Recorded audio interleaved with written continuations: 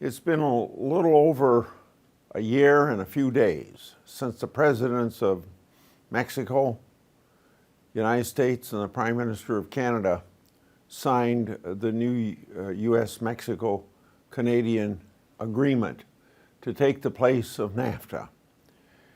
It shouldn't have taken this long, but we have Congress divided between a Democrat House and a Republican Senate. We have a Republican president. So differences had to be worked out to satisfy the Democrat House of Representatives because it starts in the House of Representatives. And today, Speaker Pelosi and people for the White House announced that there was an agreement. Very, very good agreement. First of all, 30 years ago, there's a lot of things that weren't even negotiable because they didn't exist 30 years ago. For instance, things dealing with intellectual property, things dealing with digital trading,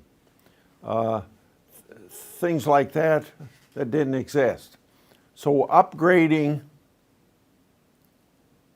the NAFTA agreement is a very important thing to the 21st century.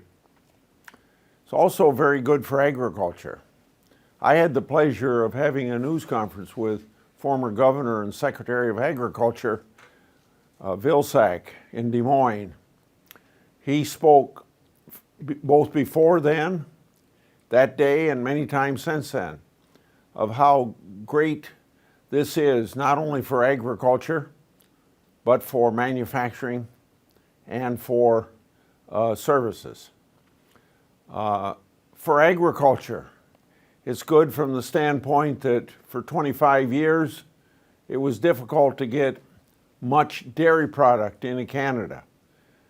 Now, it'll be a big boon for agriculture and dairy products into Canada. Getting our high quality wheat into Canada is another good benefit of it.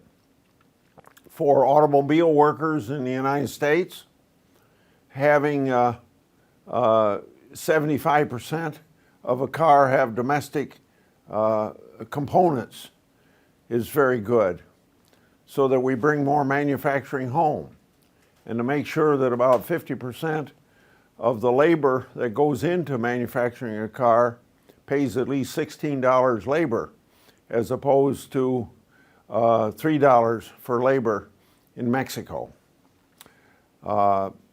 It's assumed that there will be about $35 billion investment in automobiles manufacturing in the United States.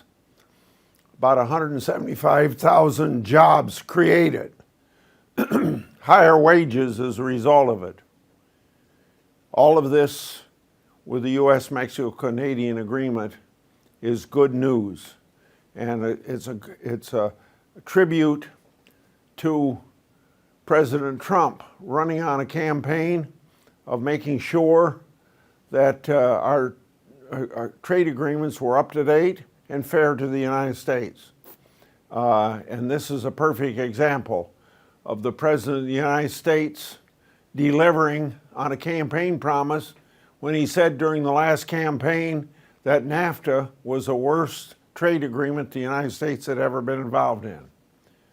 We thank President Trump for his leadership, but we also thank Speaker Pelosi and the Democrats for working hard, although it was tough negotiations with them, to get to this final agreement that was announced today.